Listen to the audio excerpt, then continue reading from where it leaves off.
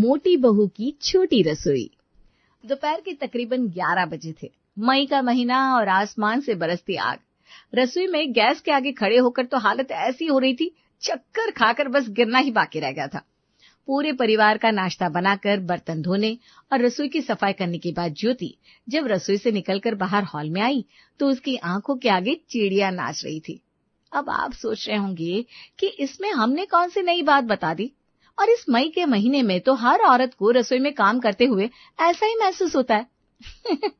लेकिन जरा ठहरिए जनाब, हमारी कहानी में अभी एक ट्विस्ट बाकी है।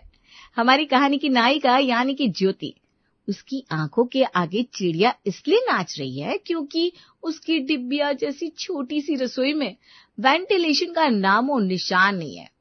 ना धुआं बाहर निकलने के लिए कोई एग्जॉस्ट फैन लगे, ना ही चिमनी, यहां तक कि कोई खिड़की भी नहीं है जिससे छनकर थोड़ी बहुत हवा अंदर आ सके।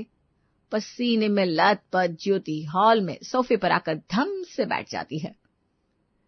क्या हुआ बहू, बस नाश्ता बनाने में थक गई क्या? और अभी तो घर के 36 काम पड़े हैं और सुबह 11 बजे ही तुम्हारी शक्ल पर ऐसे 12 बज गए जैसे किला फतह कर लिया हो। माँ जी, इस छोटी सी रसोई में चाय नाश्ता बनाकर सबको खिलाना किला फतेह करने के बराबर ही है। अब मेरी हालत देख रही है, गर्मी से हाल बेहाल हो गया है मेरा। इतनी छोटी किचन है कि ठुस ठुस के सामान भरने के बाद भी आधा सामान हॉल में रखना पड़ता है। ऊपर से प्लेटफॉर्म पर एक हाथ की भी जगह नहीं है। गैस का चूल्हा रखने के बाद इतनी जगह भी नहीं बचती कि इंसान वहां खड़ा होकर सब्जी काट ले या सब्जी बनाकर गैस से उतार कर प्लेटफॉर्म पर शिफ्ट कर दे। एक चीज बनाओ फिर उसे रखने के लिए कमरों में जगह ढूंढते रहो। मैं तो परेशान हो गई उस छोटे से किचन से। हद हो गई बहू, अब तुम कल की आई लड़की हमें बताओगी कि हमारा किचन छोटा है या बड़ा? अरे किचन में कोई खराबी नहीं है। इतने सालों से इसी रसोई में घर चलता आ रहा है और कभी किसी को कोई शिकायत नहीं हुई। अपने ऊपर जरा ध्यान दो। गौर से कभी आईने में देखा है अपने आप को? किचन छोटी नहीं है, तुम मोटी हो, इसलिए किचन छोटा दिखाई दे रहा है तुम्हें। मेरी तरफ पतली दुबली होती तो बिजली की तेजी से इस रसोई में काम कर पाती।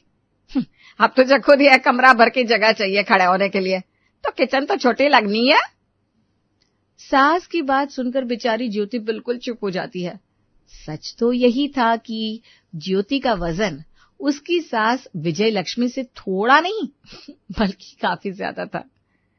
क्या हुआ ज्योति, क्यों परेशान नजर आ रही हो? कुछ हुआ है क्या? अनुज, आपको पता है आज आपकी मम्मी ने क्या कहा?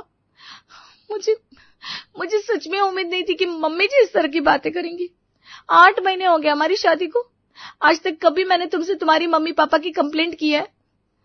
आज कुछ हुआ भी होगा तभी तो मैं कह रही हूँ ना। आज मेरा दिल बहुत दुखी है अनुज, समझ में नहीं आता तुम्हें कैसे बताऊं। अरे भाई क्यों नहीं बताओगी, पति हूं मैं तुम्हारा। ऐसी भी क्या बात हो गई जो तुम्हें मुझसे छुपानी पड़ रही है? तुम्हें पता है ना मैं तुमसे कितना प्यार करता हूं और तुम्हें अपसेट तो बिल्कुल भी नहीं देख सकता। अब मेरी राजकुमारी जैसी पत्नी को आखिर माँ ने ऐसा क्या कह दिया जो आज तुम्हारे चेहरे की चमक ही गायब हो गई है? अच्छा, मैं प्रॉमिस कर रहा हूं जो भी बात होगी मैं बहुत आराम से सुनूंगा और तुम्हें बिल्कुल भी जज नहीं करूंगा। अब तो बताओ बाबा, क्या हो गया ऐसा? देखो अनुज, जब शादी के लिए आप लोग मुझे देखने के लिए आए थे तभी ऐसा तो नहीं ना कि मैं प्रियंका चोपड़ा दिखाई देती थी। जैसी आज हूं वैसी तब भी थी। तब तो मम्मी जी को या तुम्हें मेरे वजन से या मेरे लुक से कोई दिक्कत नहीं हुई। और अगर मान लेते हैं कि मम्मी जी को मेरे वजन से दिक्कत थी भी तो हमारी अरेंज मैरिज हुई है ना, वो मना करते थे इस रिश्ते के लिए, कोई जबरदस्ती तो नहीं थी ना। लेकिन अब जब पूरे समाज के सामने स्वीकार करके उन्होंने मुझे अपने घर की बहू बनाया है तो फिर मुझे इस तरह मेरे वजन के लिए टोकना, शर्मिंदा करना सही है क्या? अरे भाई, ऐसा किसने कह दिया तुमसे कि मम्मी को या मुझे तुम्हारे वजन को लेकर कोई दिक्कत या परेशानी है? और प्यार क्या इंसान के सिर्फ शरीर से होता है?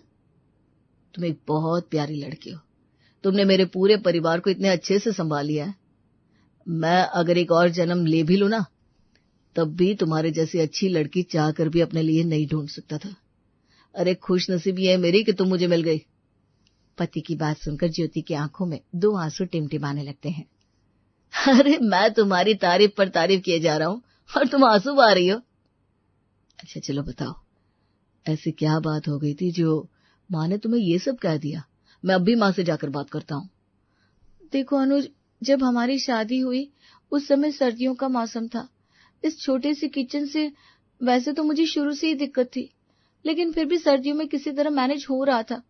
लेकिन जब से गर्मियां स्टार्ट हुई है ना, तुम्हारे छोटे से किचन में इतनी गर्मी और घुटन महसूस होती है कि कभी कभी तो ऐसा लगता है मैं चक्कर खाकर गिर जाऊंगी। आज जब गर्मी मुझसे बर्दाश्त नहीं हुई तो मैंने मम्मी जी से जाकर बोला कि मम्मी जी, हमारी किचन कुछ ज्यादा ही छोटी है, आप इसका कुछ करिए ना। पता है इस बात के जवाब में तुम्हारी मम्मी ने क्या कहा? मम्मी जी बोलने लगी, उनकी किचन छोटी नहीं है बल्कि मैं ज्यादा मोटी हूँ, इसलिए मैं तुम्हारे घर के किचन में एडजस्ट नहीं हो पा रही हूँ। अरे बाबा, तुम मम्मी की बात को नेगेटिवली ले रही हो। उन्होंने ऐसा कुछ नहीं कहा कि उन्हें तुम्हारे मोटे होने से ऐतराज है, बल्कि मम्मी तो हमेशा से कहती थी कि वो खाते पीते घर की लड़की लेकर आएंगी। ये सूखी मरी लड़कियां उन्हें बिल्कुल भी पसंद नहीं है। माँ तो बस तुम्हें समझाने की कोशिश कर रही थी कि तुम्हें किचन इसलिए छोटा लग रहा है क्योंकि तुम्हारा वजन ज्यादा है। और बच्चे, इसमें बुरा मानने जैसी तो कोई बात ही नहीं है। ये तो तुम भी जानती हो ना कि तुम्हारा वजन थोड़ा सा ज्यादा है, तो फिर माँ की बातों को दिल पर क्यों ले रही हो? अरे छोड़ो ना। और देखो, एक अच्छे इंसान की यही पहचान होती है कि वो अपनी कमियों को भी दिल से स्वीकार करके पॉजिटिविटी के साथ जिंदगी जिए। पति की बातें सुनने के बाद अब ज्योति को समझ में नहीं आ रहा था कि वो हंसे कि रोए, क्योंकि घुमा फिरा कर अनुज ने कहा तो यही था कि वो मोटी है, इसलिए घर का किचन उसे छोटा पड़ रहा है। गर्मी का प्रचंड रूप हर गुजरते दिन के साथ बढ़ता ही जा रहा था और बेचारी ज्योति को इस किचन में एडजस्ट करना उतना ही मुश्किल होता जा रहा था। लेकिन उस बेचारी की फरियाद सुनने वाला इस घर में कोई नहीं था। वो जब भी सास या पति के सामने किचन के छोटे होने की बात लेकर जाती, वो उसे उल्टा समझा बुझाकर वापस भेज देते। धीरे धीरे ज्योति ने भी इस बात को स्वीकार कर लिया था कि खराबी ससुराल के किचन में नहीं बल्कि उसके बढ़ते वजन में है। अनुज, शायद मुझे अब वजन कम करने के बारे में सोचना चाहिए, क्योंकि वाकई मुझे किचन में काम करने में बहुत दिक्कत आ रही है। हो सकता है मेरा थोड़ा वजन कम हो जाए तो किचन फिर मुझे उतनी छोटी ना लगे और बिना सफोकेशन के मैं रसोई में खाना बना पाऊं। ज्योति अब वजन कम करने के लिए जतन करना शुरू कर देती है, लेकिन लाख जतन करने के बाद भी उसका जिद्दी वजन टस से मस होने को तैयार नहीं था। धीरे धीरे समय बीतने लगा और किसी तरह ज्योति की शादी को 1 साल पूरा हो गया। 1 साल पूरा होते होते ज्योति के देवर धीरज की भी शादी निकिता नाम की लड़की के साथ हो जाती है और अब निकिता के घर में आ जाने के बाद ज्योति बहू से जेठानी बन जाती है। पहली रसोई के दिन निकिता, अरे भाभी, ये रसोई है या माचिस की डिब्बी? बार बार काम करते हुए हम दोनों आपस में टकरा जाते।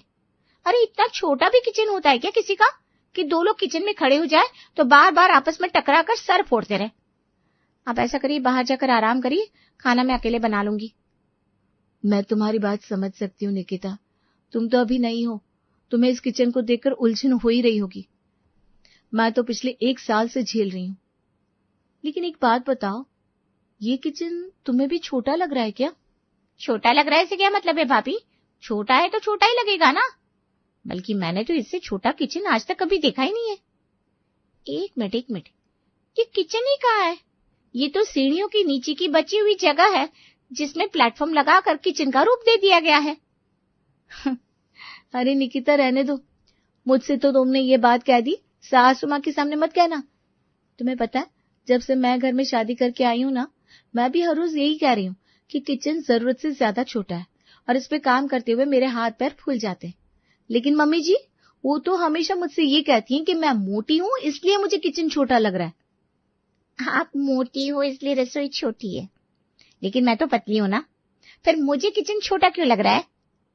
वही तो मैं भी सोच रही हूँ निकिता, तू तो इतनी पतली दुबली है, तुझे ये किचन क्यों छोटा लग रहा है? अरे भाभी, सिंपल सी बात है, किचन छोटा है तो छोटा ही लगेगा। अपने आप को गलत साबित करने के बजाय आप सासू माँ को जाकर ये बात बताइए कि कमी आपके वजन में नहीं, उनकी रसोई में है। बात बात पर अपने वजन का मजाक उड़वाने की अब ताकत नहीं बची मेरे अंदर। उनके पास इस बात का सिर्फ एक ही जवाब है कि वो सब मिलकर मेरे मोटे होने का मजाक उड़ाना शुरू कर देंगे। अगर ऐसी बात है ना भाभी तो ठीक है, आज पहली रसोई के दिन ही मैं आपको प्रॉमिस करती हूँ कि आपकी देवरानी के आने की खुशी में बहुत जल्द इस घर में गिफ्ट में आपको एक बड़ा सा शानदार किचन मिलेगा। क्या बात कर रही है नताशा? मैं 1 साल में 1 इंच रसोई आगे नहीं बढ़ा पाई। और रसोई बड़ी करवाना तो दूर, मैं तो सासू माँ को आज तक इस बात पर यकीन ही नहीं दिला पाई कि रसोई छोटी है। उन्होंने तो उल्टा मुझे ही मोटा साबित कर दिया। और तू कह रही है कि तू मुझे बड़ा और आलीशान किचन बनवा कर देगी? भाभी, जब घी ना निकले तो उंगली टेढ़ी करनी पड़ती है, और मुझे ऐसा लगता है कि अब उंगली टेढ़ी करने का समय आ गया है। चलो, वैसे भी बड़े बुजुर्ग कह गए हैं कि एक से भले दो। अभी तक आप अकेली थी घर में, इसलिए सब लोग मिलकर आपका ब्रेन वॉश कर देते थे, लेकिन अब मैं आ गई हूँ। ज्यादा से ज्यादा क्या होगा, सब लोग यही कहेंगे ना, छोटी बहू बड़ी तेज है। कोई बात नहीं, आपके लिए ये कलंक भी अपने माथे पर हंसते हंसते सह लूंगी मैं। 2 दिन बाद, अरे बड़ी बहू, अपनी सहेलियों को छोटी बहू के मुंह दिखाए के लिए बुलाया है मैंने। देखो, कोई गड़बड़ नहीं होनी चाहिए। तुम बड़ी हो, जिम्मेदारी सारी तुम्हारी रहेगी। सबके लिए चाय, नाश्ता और मुंह दिखाए के फंक्शन का सारा अरेंजमेंट सब तुम्हारी जिम्मेदारी। अरे मम्मी जी, मैं कोई पुराने जमाने की छुई मुई बहू की तरह नहीं हूँ जिसकी मुंह दिखाए का फंक्शन किसी और को ऑर्गेनाइज करना पड़े। आप चिंता मत करिए, आपको चाय, नाश्ता, खाना बनाकर खिलाने की जिम्मेदारी मेरी है, मैं सब मैनेज कर लूंगी। अरे मैं आज के जमाने की पढ़ी लिखी लड़की हूँ। बेटा, जुग जुग जियो, बड़ा गजब का कॉन्फिडेंस है तुम्हारे अंदर। चलो ठीक है, मुझे तो मेहमानों के चाय नाश्ते से मतलब है, चाहे तुम बनाओ या बड़ी बहू, इस बात से मुझे कोई परेशानी नहीं है। सास ड्राइंग रूम में बैठ गई थी। इधर उधर की बातों का सिलसिला चल रहा था और इधर दोनों बहुएं रसोई में मिलकर सास की सहेलियों के लिए चाय, नाश्ता, स्नैक्स वगैरह बना रही थी। अचानक से सास की आवाज सुनाई देती है, अरे बेटा, मैं ये पूछ रही थी कि चाय नाश्ता तैयार हो गया है क्या? सब हो गया है माँ जी, लेकर आ रही हूँ बस। देख रही हो बहन जी, अरे हीरा है मेरी बहू, हीरा। अभी घर में आए हुए 3 दिन हुआ है उसे, और कहती है सब कुछ अकेले संभालेगी। बड़ी बहू को भी जल्दी से किसी काम में हाथ नहीं लगाने देती। बड़ी बहू अपने कमरे में तैयार होने गई है और छोटी तैयार होकर कब से रसोई संभाल रही है, बोलो। अभी सासू माँ छोटी बहू की तारीफ के पुल बांध ही रही थी कि तभी रसोई में किसी बर्तन के गिरने की आवाज आती है, जिसे सुनकर सासू माँ दौड़ते हुए रसोई में पहुंच जाती है। अरे ज्योति, तूने तो सारे पकौड़े समोसे सब जमीन पे गिरा दिए। क्या जरूरत थी बड़ी बहू तुझे रसोई में जाने की? माँ जी, ये अकेले ही कब से काम में लगी थी, तो मैंने सोचा मिलकर सर्व करवा देती हूँ। जैसे ही मैं रसोई में आई, निकिता आकर मुझसे टकरा गई। मम्मी जी, इतनी छोटी रसोई है कि 2 लोग सही से खड़े हो भी नहीं पाते। 3 घंटे मेहनत के बाद मैंने इतना कुछ बनाकर तैयार किया था। अब इस रसोई की वजह से ना मेरी सारी मेहनत पर पानी फिर गया। चलो ठीक है, तुम ऐसा करो, एक बार फिर से नाश्ता बना लो।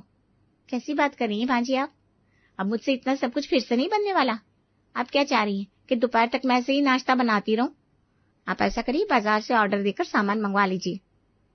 बिल्कुल ठीक कह रही है बहू तू। ऐसा कर, किसी अच्छे से रेस्टोरेंट से खाना ऑर्डर कर ले। छोटी बहू की मुंह दिखाए का प्रोग्राम है, अभी उसी की मुंह दिखाए में कितना खाना बनवाएंगे उससे। उस बेचारी का तो सारा ग्लो खराब हो जाएगा। सहेलियों के कहने पर नताशा की सास को होटल से अपनी सहेलियों के लिए नाश्ता मंगवाना पड़ता है, जिसमें उसका अच्छा खासा खर्च हो जाता है। अगले दिन, अरे छोटी बहू, शाम के समय चाय तो पीती होगी ना तू? हाँ माँ जी, पीती हूँ ना, मैं बना कर लाती हूँ। अरे नहीं नहीं, तुम बैठो, बड़ी बहू बना लेगी। जाओ ज्योति, सबके लिए चाय बना कर लाओ। बड़ी बहू रसोई में चाय बनाने के लिए चली जाती है। उसके 5 मिनट बाद, माँ जी, मैं सोच रही थी भाभी चाय बना रही है तो क्यों ना मैं थोड़े से पकौड़े उतार लूं। चाय के साथ पकौड़े का अलग ही मजा होता है। चल तेरा मन है तो बना ले तू। जेठानी के पीछे पीछे देवरानी नताशा भी रसोई में पहुंच जाती है और 5 मिनट के बाद आज भी वही होता है जो कल हुआ था।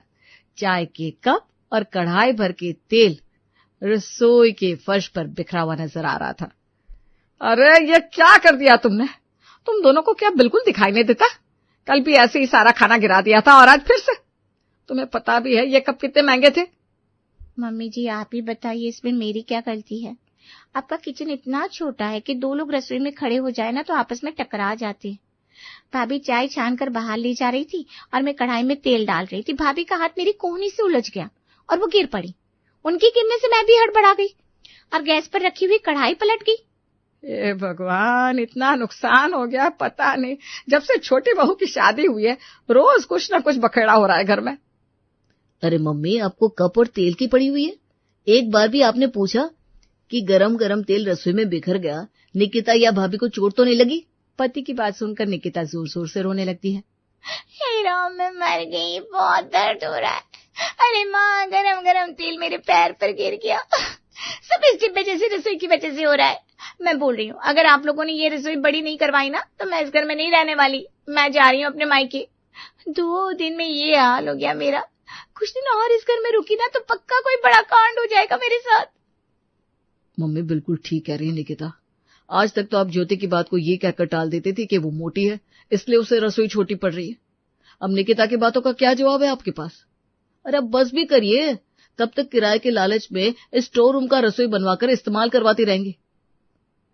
देखो निकिता, ज्योति, ये सब ना मम्मी की वजह से हो रहा है। अरे 5,000 में कमरा किराए पर उठाया था मम्मी ने, लेकिन कोई भी किराएदार कमरे में शिफ्ट होने के लिए तैयार ही नहीं हो रहा था, क्योंकि सबको किचन चाहिए थी। लेकिन हमारे पिताजी ने पूरे फ्लोर पर किचन सिर्फ एक ही बनवाई थी। बस फिर क्या था, मम्मी ने दिमाग लगाया और अपनी किचन किराएदारों को देकर 5,000 में कमरा किराए पर चढ़ा दिया, और ये जो सीढ़ियों के नीचे छोटा सा स्टोर रूम था, उसी को किचन में कन्वर्ट कर दिया। अरे नालायक, 5,000 किराया आ रहा है तो क्या मैं उसे अकेले डका रही हूँ? 4 पैसे आ रहे हैं घर में तो इस्तेमाल तो हो रहे हैं। अरे भगवान, हाथ जुड़वा लो। तुम्हारे 5,000 के चक्कर में कोई हादसा हो जाएगा तो तुम जिम्मेदारी लोगे क्या? और बहू ये क्या गलत कह रही है? इतनी छोटी सी रसोई में ये 2-2 लोग मिलकर काम करती हैं, समस्या तो उन्हें भी होती होगी ना। पूरे परिवार को बहू की साइड लेता देख अब तो बेचारी सासू माँ की बोलती बंद हो गई थी। अगले महीने से किराएदारों की छुट्टी कर दी गई थी और घर का जो आलीशान मॉड्यूलर किचन था वो बहुओं के हिस्से में आ गया था। और ये सीढ़ियों के नीचे बना हुआ छोटा सा किचन फिर से स्टोर रूम बनकर बंद हो गया था।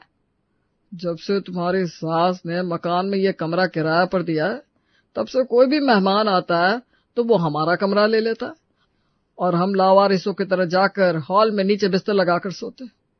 चलो इसी बहाने अब हम भी सुकून से अपने बिस्तर पर सो सकेंगे। तो भैया हुआ यूं कि कहानी की शुरुआत में जो मोटी बहू की छोटी रसोई थी, अब छोटी बहू की बड़ी रसोई में तब्दील हो चुकी थी। बात आई समझ में या फिर चलिए छोड़िए जनाब, इन बातों में वैसे भी रखा क्या है।